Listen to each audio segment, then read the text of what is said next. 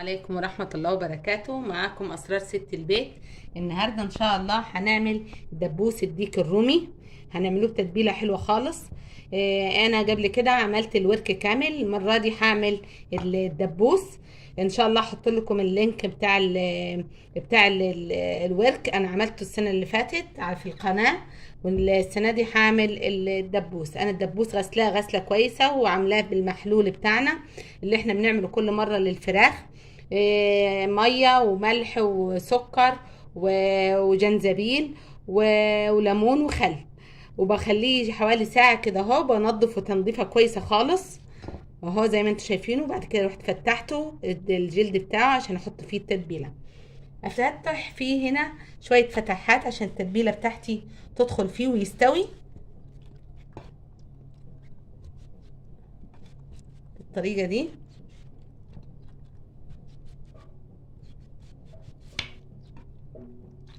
ممكن لو عايزه تسلقيه تديله تشويحه في زبده وزيت، وبعد كده تشوحيه كويس من جميع الجهات، وبعد كده تحط عليه الميه السخنه وتبتدي تسلقيه، وبعد كده تحمريه عادي خالص وهيبقى حلو برضو معاكي. انا هشويه شويه بتتبيله زي التتبيله اللي احنا بنعملوها للفراخ المشويه اهو. بفتح خالص الجلد علشان التتبيله تدخل للاخر. ده كيلو ونص اهو. نعمل مع بعض التتبيله دلوقتي. اجيب شفشف الخلاط واحط فيه بصلايه كبيره، اكتر البصل شويه، طماطم، فلفل اخضر، عصره نص ليمونه كبيره كده اهو اهي، ملح، فلفل اسود، توم بودر، بصل بودر، كمون، حبهان مطحون، لورا مطحون، بابريكا،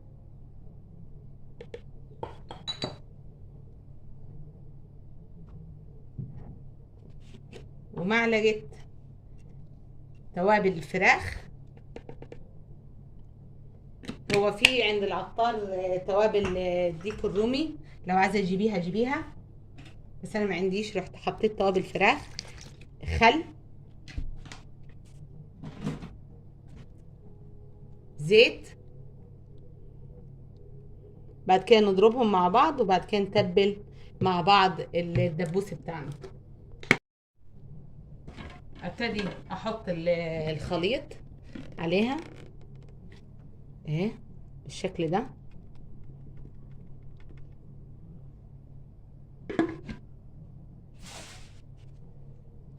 اهي، وادلكها كده اهو، اعملها زي المساج اهو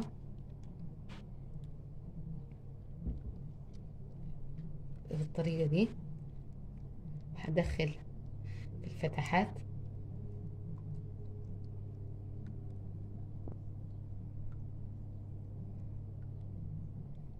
واقفل، بعد كده الف. انا هعملها في نفس الطاجن ده، هغلفها واحطها فيه. هو هياخد ساعة ونص. عايزة تتبليه من بالليل تبليه اهو بالطريقة دي، او اشوف طاجن اكبر منه شوية عندي واحطه. انا هحطه حوالي ساعة في التلاجة، وبعد كده اشتغل واحطه معاكم في الفرن، واشوف طاجن اكبر من ده شوية. هغلفه بستريتش واحطه في التلاجة ساعة اهو. انا طلعته من التلاجة قعد حوالي ساعة. هحطه في طاجن اكبر منه شوية اهو اهو كده، واحط عليه الخليط كان ممكن احط على الخليط ده زبادي. ممكن تحط زبادي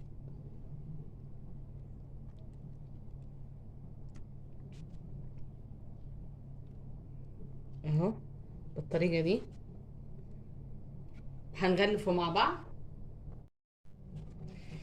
معايا هنا اهو، معايا هنا ورقه زبده انا بليتها ميه علشان ما تتحركش اهي، وهغلف بيها كده اهو اهي قبل ما احط ورق الالومنيوم كده. بعد كده اجيب ورق الالومنيوم اهو واغلف الطاجن بتاعي خالص اهو.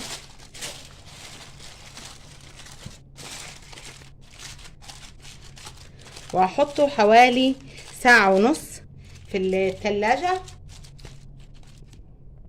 هحطه حوالي ساعة ونص في الفرن، انا الفرن مولعاها.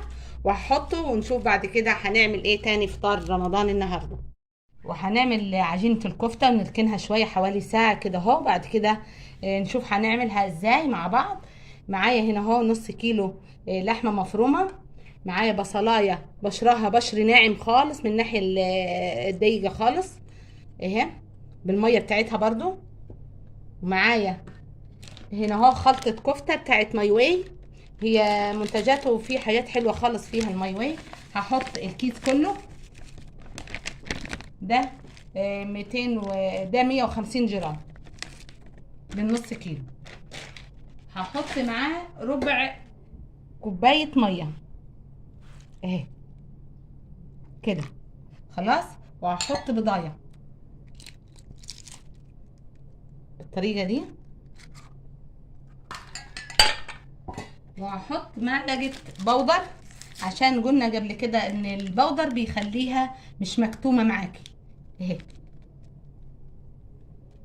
هحط شوية صغيرين خالص ملح لان الخلطة دي بيبقى فيها ملح.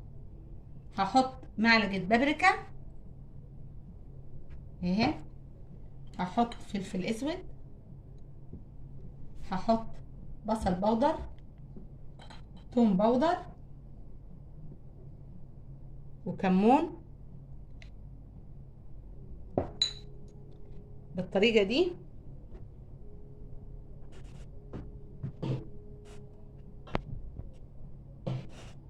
ومعايا هنا اهو توابل الكفتة، هحط معلقة كبيرة من توابل الكفتة.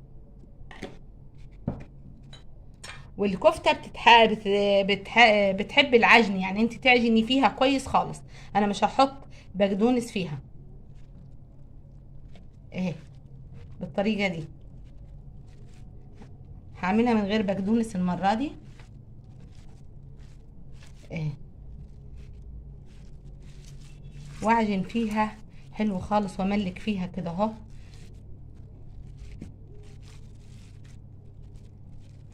هنعملها مع بعض بطريقة حلوة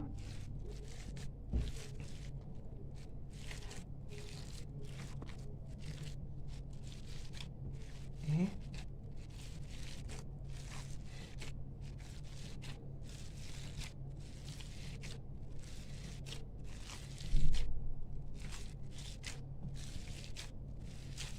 لغايه ما يبقى لها فيها عرج كده اهو.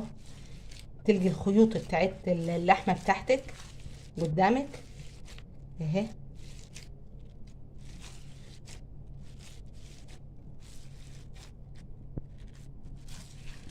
هنعملها بطريقه حلوه خالص مع بعض بعد ما اسيبها في التلاجة ساعه تتماسك مع بعض كده وتعمليها بالطريقه اللي انا هوريها لك حلوه خالص. هحطها في التلاجة حوالي ساعه. ولغايه ما اللحمه بتاعتي تتماسك في التلاجة هحمر شويه البطاطس دول. وهنشوف هنعمل ايه بالبطاطس دي مع الكفته. بطاطس مكعبات هحمرها، مش هحمرها هصفرها صفير. وبعد كده نشوف هنعملها ايه مع الكفته. اقفل بس عشان اذان العصر.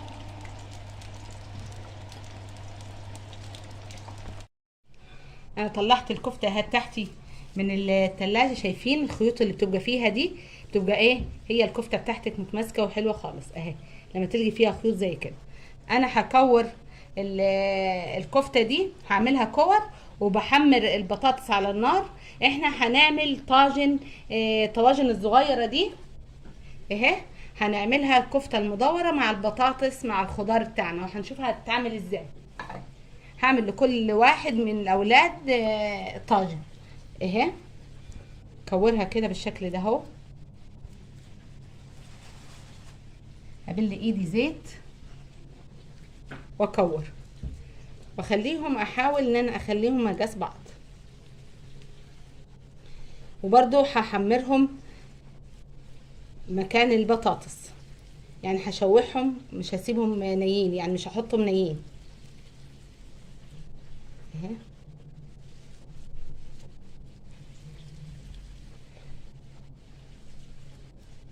بيبقى طعمهم حلو خالص. لو عايزه تعمليهم في طاجن كبير، صينيه كبيره اعمليهم. عايزه تعمليهم بالعيدان شيش طاووق اعمليه، وتحطيه على الخضار، نفس الخضار اللي انا هعمله دلوقتي.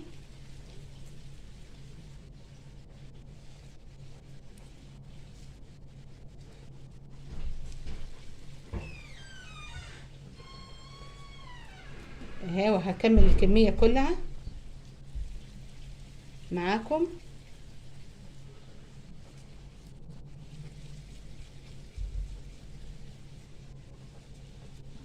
اهي.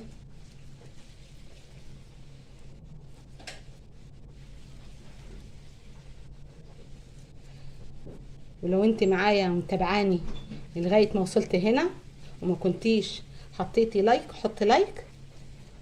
ولو ما كنتيش مشتركه في القناه اشتركي في القناه وفعلي الجرس عشان يجيلك كل جديد. انا على فكره اول مره اقولها في القناه دي، عشان انا لاقيه المشاهدات ضعيفه خالص واللايكات ضعيفه اهو.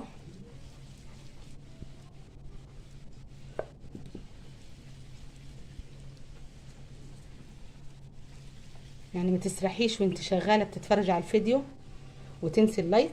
حط اللايك على طول لو عجبك الفيديو يعني. بس على فكره انا بتعب خالص في الفيديوهات دي والله.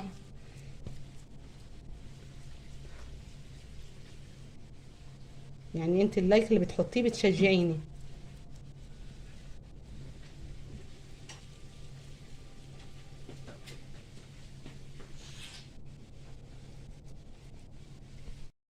وادي اهي خلصت كميه الكفته اهي بالطريقه دي اهي. هنروح مع بعض دلوقتي ونشوف البطاطس، نطلع البطاطس وبعد كده نحط مكانها الكفته. ادي اهي البطاطس، انا مش عايزه اخليها تحمر اكتر من كده اهي.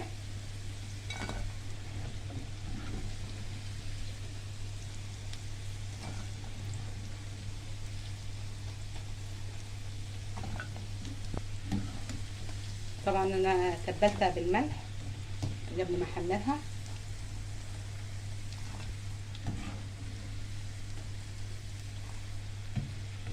وبرده هحمر الكفته ونشتغل في الطاجن بتاعنا ونحطوه في الفرن. وطبعا الطاجن بتاع الدبوس بتاع الديك الرومي في الفرن اهو. وهعمل معاه رز حبه وحبه اهي بالطريقه دي. هجيب الكفته واحطها اهي، ما فيهاش مشاكل ان هي بعد البطاطس اهي.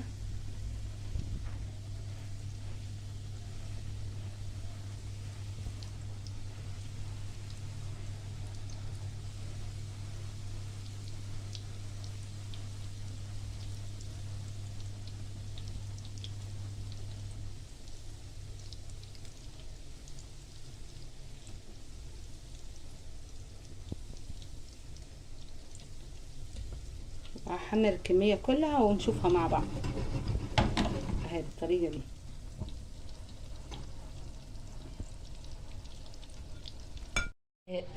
انا جبت هنا الصاج بتاع الفرن وحطيت عليه الطواجن دي فخارة اهي. هحط في كل طاجن شوية بطاطس بالطريقة دي.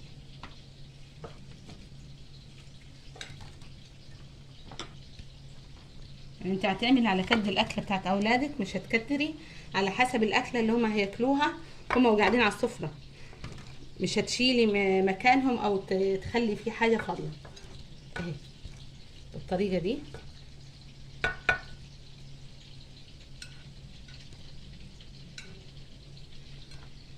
اهي ونحمر الكفته ونجيبها ونرصها برضو على البطاطس. انا طلعت الكميه دي اهي وبعمل في اخر كميه اهي.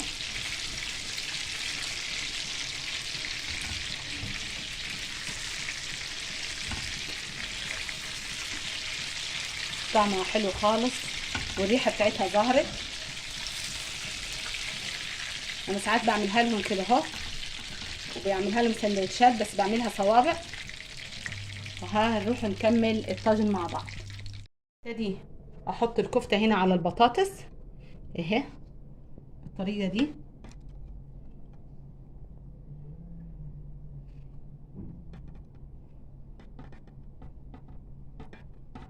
اهي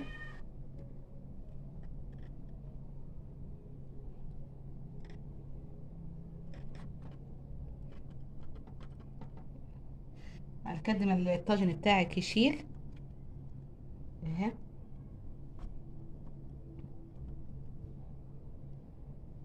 اهو بالطريقه دي.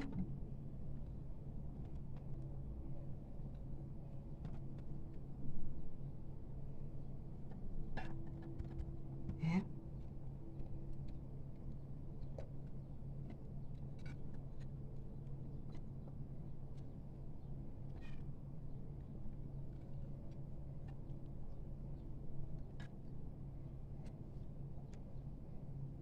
عشان ايه ياخد راحته في اللي احنا هنحطه اهي. بعد كده هنا معايا صلصه معلقتين كبار، حطيت عليهم معلقه زيت. ثواني بس اوسع.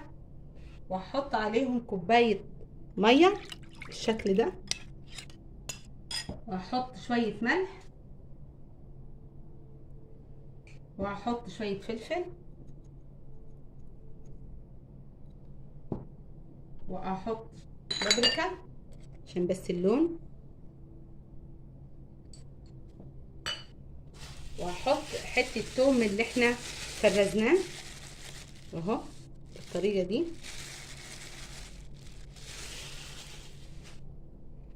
اهي.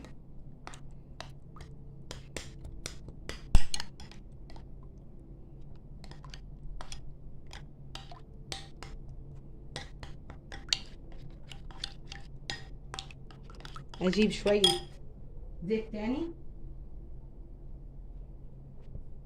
اهو.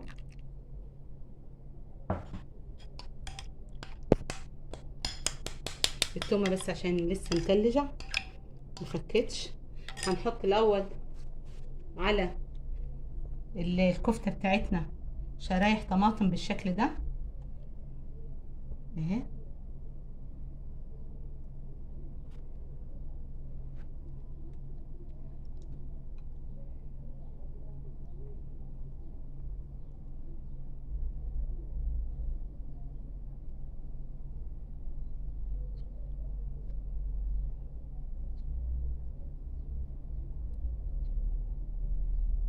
اهي بالطريقه دي اهي.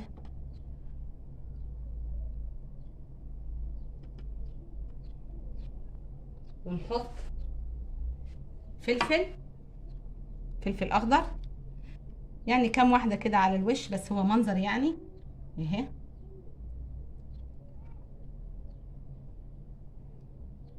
اهي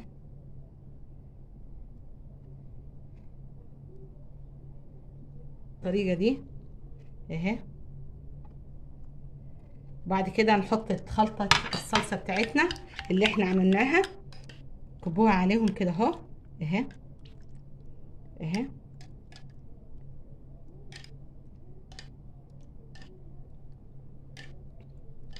بالطريقه دي اهي.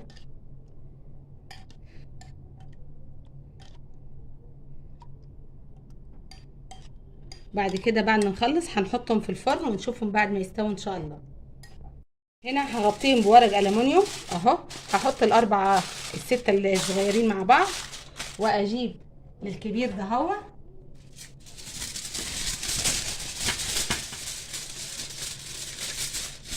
وبعد كده هحطهم في الفرن.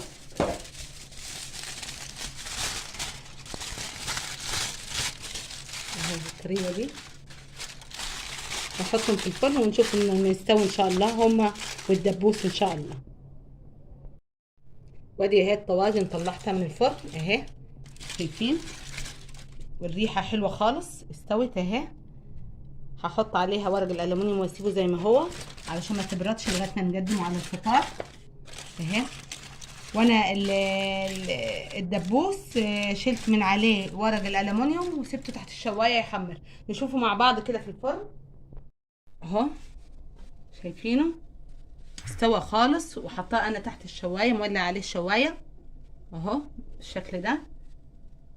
هديله وش تحمير وبعد كده اطلعه معاكم. وادي اهو الدبوس بتاعنا استوى خالص كويس اهو اهو زي ما انتم شايفين الصوص بتاعه اهو. هقفل عليه برضو بالورق الالومنيوم لغايه الفطار، بعد كده نشيل ورق الالومنيوم ونقدم مع بعض. وادي اهي السفره بتاعتنا اهي.